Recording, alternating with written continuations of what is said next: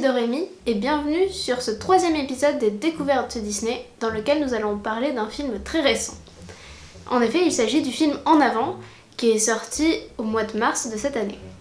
J'ai beaucoup hésité avant de faire cette vidéo parce que, à l'heure où je tourne, il est impossible de le trouver en France légalement puisqu'on ne peut plus aller au cinéma et qu'il n'est pas encore disponible sur des plateformes de VOD légales. J'ai cependant trouvé intéressant de vous en parler parce que c'est mon dernier film que j'ai pu voir au cinéma avant le confinement et qu'en plus il m'a beaucoup plu. Comme d'habitude, je vais vous donner mon avis avant de le voir, puis mon avis après et vous raconter quelques anecdotes sur le film. Évidemment, il n'y aura pas de spoiler, ne vous inquiétez pas. Avant de le voir, je savais extrêmement peu de choses de ce film. Je suis quelqu'un d'un peu particulier, quand j'ai la hype pour quelque chose, que j'ai très hâte d'aller le voir, je me renseigne le moins possible pour garder toute la surprise, ne pas risquer d'être déçue de choses qu'on aurait vues dans une bande-annonce et qui n'y est pas, ou au contraire agréablement surprise parce que les bandes-annonces n'étaient pas bien, etc. Donc pour ne pas trop m'influencer avant, j'évite un maximum tout ce qui est bande-annonce, avis de diverses personnes, etc. Donc j'étais vraiment assez neutre, j'avais pas de critiques déjà lues ou quoi que ce soit.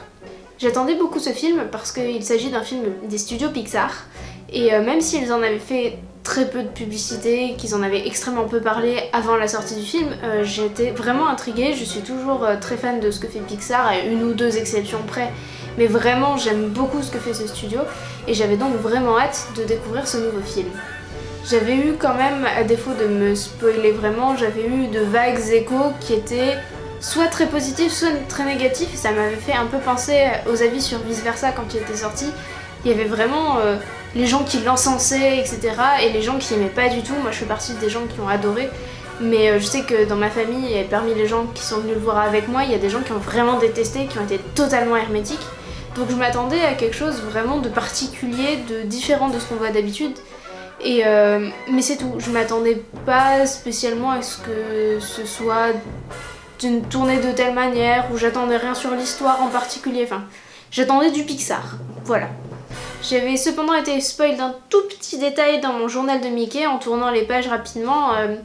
Il y avait un dossier dans un premier numéro consacré En Avant que je n'avais pas lu. Et dans le numéro d'après, en fait, il y avait un piège, il y avait une page consacrée et je suis tombée dessus par hasard et ça parlait de jeux de rôle. Et ça m'a beaucoup interpellée et intriguée parce que je fais pas mal de jeux de rôle, j'en fais même plutôt beaucoup. Et du coup, ça m'intéressait beaucoup de savoir à quel point c'était traité dans l'histoire, voilà, quelle place ça allait avoir. Et j'avais un tout petit peu peur qu'on tombe dans la caricature comme ça arrive si souvent. Je fais partie des gens qui ont adoré ce film, vraiment. Je vais vous raconter vite fait le pitch de départ, sans spoil évidemment, pour que vous compreniez un petit peu mon argumentation. Mais vraiment, j'ai adoré et je vais vous développer pourquoi. C'est l'histoire de deux frères qui ont perdu leur père quand ils étaient tout petits.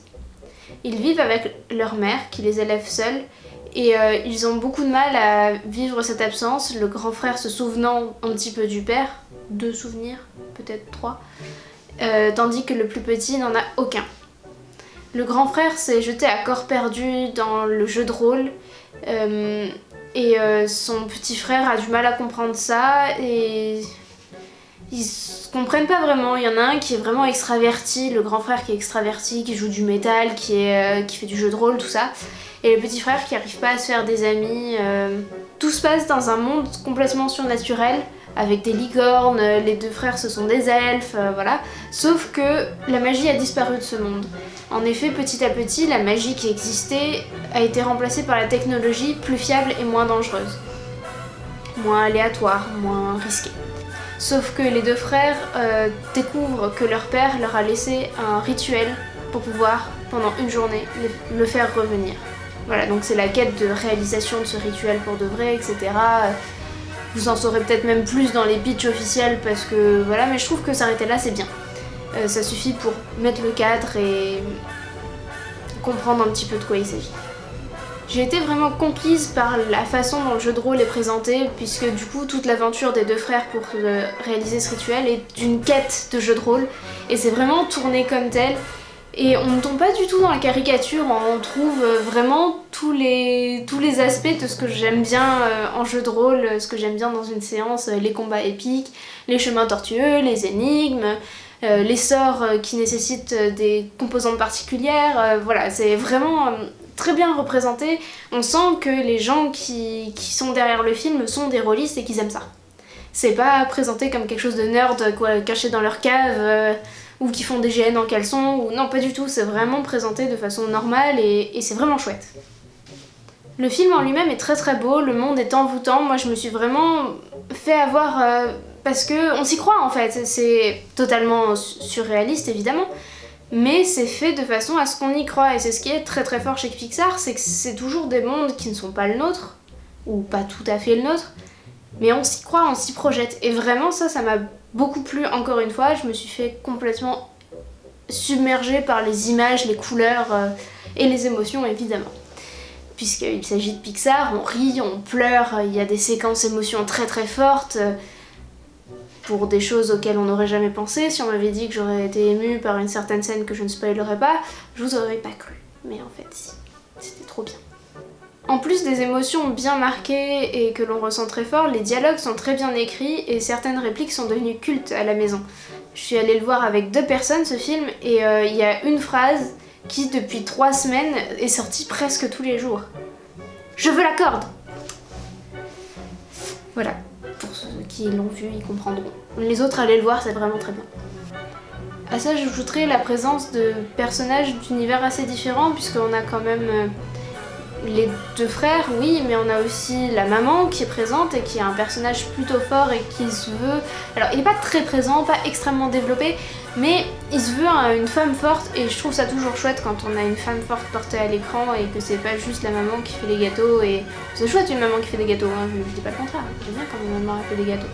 Mais c'est pas que ça, c'est aussi une lionne qui se battra à tout prix pour ses enfants et qui va chercher par tous les moyens à les aider. Même si elle les comprend pas toujours, même si elle est pas toujours d'accord avec eux, elle est là pour eux et je trouve ça toujours chouette, elle est bien présentée. Et encore une fois, elle n'est pas très développée sur la profondeur de caractère, mais voilà, ça va. Elle est présente et elle est importante quand même.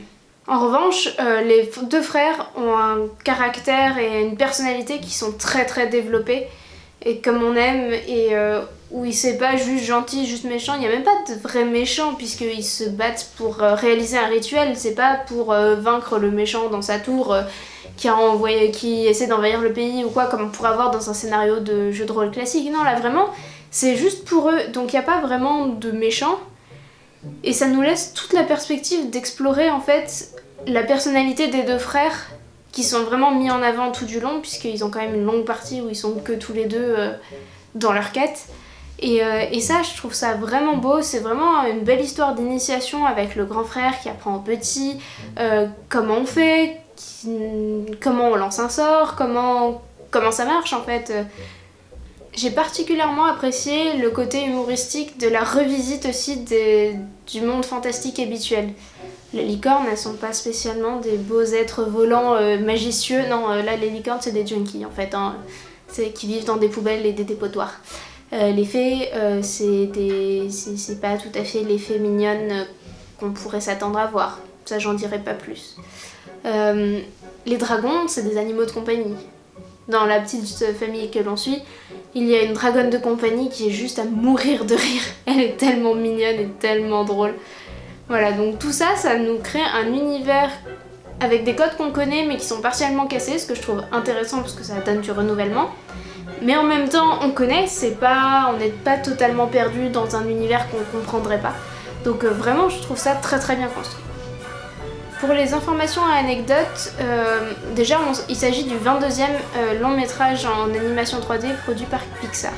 Donc on a quand même du bagage technique derrière, mais l'un des scénaristes et le réalisateur du film, donc la même personne, Dan Scandon, est tout nouveau dans ce genre de rôle. Il a pu co-réaliser, co-scénariser d'autres Pixar très connus, mais c'est la première fois qu'on lui donne vraiment un bébé et qui fait un film à lui. Il s'inspire beaucoup pour ce film de sa propre histoire. En effet, lui et son frère ont perdu leur père quand ils avaient respectivement 3 et 1 an. Et ils avaient de lui seulement une bande audio. Alors son frère avait quelques souvenirs, mais pas lui. Et ils avaient une bande audio avec la voix de leur père. C'est le seul vrai souvenir qu'il a de lui. Et on retrouve vraiment ce schéma dans le film. Donc c'est très très touchant quand on sait ça, et c'est aussi peut-être pour ça que c'est aussi criant de vérité, c'est que ça parle de l'auteur en fait.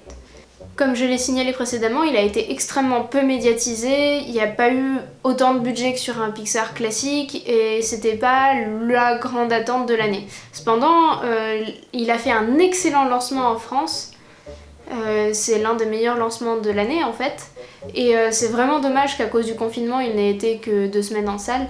Parce que vraiment, ce film aurait pu rapporter beaucoup au studio, et surtout, c'est une marque de reconnaissance aussi pour tous les gens qui l'ont fait, et ça doit être vraiment décevant pour eux de ne pas avoir cette reconnaissance, tout simplement parce que le film ne peut pas être diffusé. Aux États-Unis, ils ont résolu en partie ce problème puisque le film est d'ores et déjà disponible sur Disney+. Et donc si vous avez, par le biais des VPN, etc., accès à Disney+ US, vous avez accès à ce film. Voilà, c'est tout ce que j'ai à dire sur le film En Avant. J'espère que soit vous l'avez vu et qu'il vous a plu, soit que je vous ai donné envie de le voir. Je reviendrai très prochainement avec des vidéos, notamment sur le jeu de rôle, parce que comme vous l'avez compris, c'est quelque chose qui est assez important pour moi. J'en fais très régulièrement, en moyenne 1 fois par semaine quand même, depuis quelques années. Donc voilà, je vous prépare quelques vidéos sur le sujet. Dites-moi en commentaire si vous avez des remarques particulières sur le sujet, des choses que vous voudriez voir. Et en attendant, je vous dis à très bientôt. Salut!